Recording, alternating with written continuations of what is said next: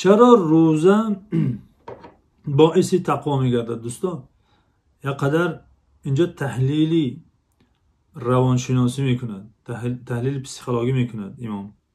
در درون اعماق نفس می‌دارد و خصوصیت‌های نفس را و نیازهای نفسی انسان را ظاهری و باطنی را بیان میکند. یک نفر اگر نکته‌های روانشناسی از تفسیر تحریر هم جدا کند میتواند. خیلی زیاد است، چون که امام فیلسوف اند دوستان. امام در علم فلسفه خیلی قوی هستند. چرا روزه باعثی پرهیز کردن از گناه می شود؟ چرا یعنی چه ارتباط است بین روزه‌داری و بین ترک گناه؟ همین بیان میکنه. میگه لأن المعاصی قسمان، چون که معصیت ها دو نوع است دوستان. یک قسمی هست که از آن انسان در نتیجه تفکر دوری میجوید، یعنی فکر میکنه عاقبت آن معصیت را نزدیک نمیشود، مثل خمر مثلا، میسر، قمار، السرقه، دزدی و غصب. این معصیت ها دوستان از قسم گناه های هستند که انسان عاقل در عاقبت آن بیاندیشد، همین اندیشش او را مانع می شود. ببینید که مستی به پستی می برد، قمار به قرضداری و به ذلت می کشد، دزدی مثلا به رسوایی و به زندان می برد، غصب اینچنین. به همین خاطر در نتیجه تفکر و تأمل از این معاصی دست می کشد. این یک نوع معصیت هاست در شرع. فتركه يحصل بالوعد على تركه والوعيد على فعله والموعظة بأحوال الغير. ترک این گونه معصیت ها و وعده دادن بر ترکش که اگر خمر نخوری این گونه ثواب، و اگر دزدی نکنی آدمی خوب میشوی، محترم میشوی، و الوعید علی فعله، اگر انجام دادی رسوا میشوی، فلان عاقبت هاش بیان کردن. و الموعظه باحوال الغیر، فلانی خمر نوش شد، قمارباز شد، چون این حالت گرفتار شد، گفتن از حال غیر نیز در نتیجه اندیشه و تأمل دست میکشد. عقل سالم باشد البته که. و قسم ينشأ من دواعي طبيعية كالأمور الناشئة عن الغضب وعن الشهوة الطبيعية. بعض گناه ها هست که از دواعی طبیعی سر میزند، یعنی از طلبات طبیعی که در وجود انسان هستند. كالأمور الناشئة عن الغضب، مثلا کارهایی که در نتیجه غضب سر میزند انسان، یا در نتیجه شهوت طبیعی، خواهشات نفس التي قد يصعب تركها بمجرد تفکر. این گونه معصیت ها را دشوار است در نتیجه فقط تفکر انسان ترک کند. درست است که خیلی خوب میداند و بارها دیده که کسی که غضب میکند و تصرف های با غضبان انجام میدهد عاقبتش چی است، اینو میداند. یا از پشت خواهشات نفسش رود، اگر به چه پستی ها میرود اینو میداند. اما در این گونه معصیت تنها مجردی تفکر کافی نیست. چرا کافی نیست دوستا؟ چون که در داخل باطنی انسان انگیزه های دیگرند، طلبات دیگر که انسان را به سوی این چیزها میکشند. پس در اینجا عامل دیگری در کار که این کشش را ضعیف سازد. فجعل الصيام وسیلة لاتقائها. پس خداوند تشریع کرده روزه‌داری را که وسیله دوری از این نوع گناه ها باشد. گناه هایی که در طبیعت انسان کشش است نسبت آنها، خواهش است، و این قوه خواهش خیلی قوی است در انسان، که انسان بعضا می شود که داشت کردن نتواند، خودش را داشتن نتواند. بله، لأنه يعدل القوى الطبيعية التي هي داعية تلك المعاصي. چون که همین روزه‌داری برابری همون قوه طبیعی است که دعوت میکند به سوی همین معصیت ها. یعنی وقتی که در وجود انسان این کشش هست، خداوند این عبادت را مشروع کرده که قوهش در منع کردن برابری همین قوه است در کشیدن. پس خواهشات نفسش او را میکشد، خواهشش او را میخواهد ببرد، اما روزه‌داری او را باز میدارد. چون که همون غذایی که خواهشات او را تغذیه میکنند، اون غذا را کم میکنند، اون گردش خون را ضعیف میکنند.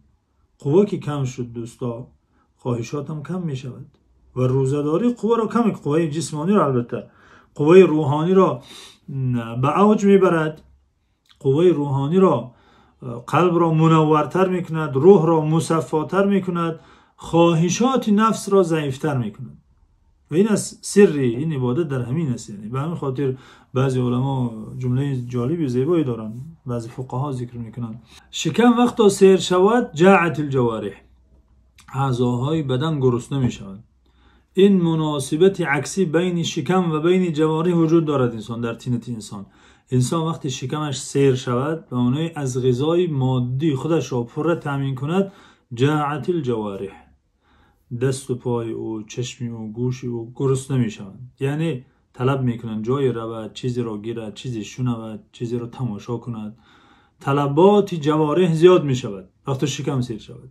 اما اذا جاعت البطن، وقتی که شکم گرسنه شود، شبعت الجوارح، شکم که گرسنه شود اعضاها سیر میشوند و این معنی که چیزی طلب نمیکنند. خداوند خواسته که در این یک ماه در این مدرسه تربیوی شکم گرسنه شود و اعضاها سیر شوند و انسان در این دوره یک ماه مشق کند و نفسش را تربیت دهد که در طول 11 ماه دیگر به این شکل، به این منوال عمر به سر برد. وقتا نفسش را به سوی چیزی می کشد، قوای روحانیش را به عقب کشد، باز دارد. بله، لیرتقی المسلم به عن حضیض الانغماس فی المادة الى اوج العالم الروحانی. خداوند روزه را تشریع کرد که براید لیرتقی المسلم به، تا براید مسلمان به سبب انجام آن، عن حضیض الانغماس فی الماده، از پستی فرو رفتن در مادیات. کجا براید؟ الى اوج العالم الروحانی، تا اوج اعلا رفته رسد، در عالم روحانیات عروج کند، بلند رود. فهو وسیله للارتياض بالصفات الملكيه والانتفاض من غبار القدرات الحيوانيه. عباره زیبایی ما ببینید. پس میگه روزه وسیله ارتیاض به صفات ملائکی است، مشق کردن برای کسب کردن صفتهای ملکی که ملائکه ها نمیخورند، نمی نوشند. این مدرسه یک ماه هم مدرسه مشق کردن برای مانند شدن به ملائکه هاست. و انتفاض من غبار القدرات الحیوانیه، و وسیله از خود تکیدن غبارهای الحیوانیه را. حیوانیه یعنی طلبات حیوانی، خواهشات شهوانی که انسان با حیوان در آن چیزها مشترک است. بله، این بود فلسفه روزه‌داری دوستا و حکمتش که چگونه وسیله کسب تقواست. و فی الحدیث صحیح الصوم جنه. ببینید در این حدیث اشاره هست به این معنا، الصوم جنه، روزه سپر است. ای وقایتون، چند معنا دارد وقایه بودن، سپر بودن روزه. یک معناش همین، یعنی وقایه از گناه است، سپر از گناه است، گناه را منع میکند از انسان را از گناه. ولما ترك ذكر متعلق الجنه، وقتا پیامبر صلی الله علیه و سلم افصح العرب متعلق جنه را نگفته، یعنی نگفته الصوم جنة من المعاصی، چون این آمده در حدیث. الصوم جنه مطلق گفتن پیامبر صلی الله علیه و سلم. و هو افصح العرب، عباره هایشان، جمله هایشان من جوامع الکلم، هر حرفش معنا دارد، هر کلمه معنا دارد. چرا این جمله به این شکل آمد؟ روزه نگهداری از حمایه است. حمایه از چی؟ حمایه از همه چیز. یعنی پیامبر صلی الله علیه و سلم اگر میگفتن حمایه از گناه مخصوص میشد، حمایه از بیماری نمیشد. اما علیه الصلاة والسلام حمایه مطلق ذکر کردن. روزه‌داری حمایه است، خود را حمایه کردن است. از چی؟ امام ابن عاشور میگویند وقتا متعلقی حمایه را، سپر را ذکر نکرده، تعین حمله على ما يصلح له من اصناف الوقایة المرغوبة.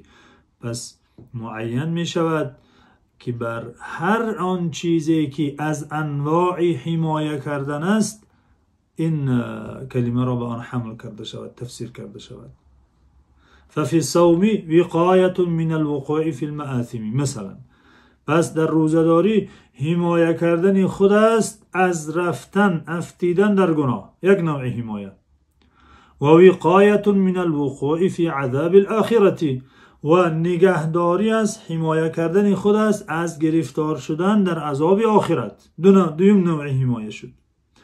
و وقایة من العلل والادواء الناشئة عن الافراط في تناول اللذات، حمایه کردن خود است از علت و دردهایی که در نتیجه زیادخوری پیدا می شود، پرخوری که بیماری ها می آرد.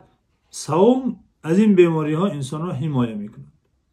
پس سخن پیامبر صلی الله علیه و سلم که روزداری حمایه است، سپر است از یک چند چیز سپر بوده، نه تنها از معصیت، بلکه یک معنایش این که از گناه و معصیت حمایه می شود. دواعی معصیت، انگیزه گناه در وجود انسان کم کاسته می شود، در نتیجه انسان حمایه می شود از گناه. دیگرش این که این عبادت فرض است و کسی فرض را انجام ندهد شایسته عذاب در آخرت می شود، اما کسی که آن را انجام می دهد خود را از عذاب آخرت حمایه می کند، نگه می دارد. و اینچنین پرخوردن که بیماری ها، درد و سرگردانی ها به بار می آرد، روزداری این همه انسان را از این همه بیماری ها حمایه می کند. بله، الصوم جنة.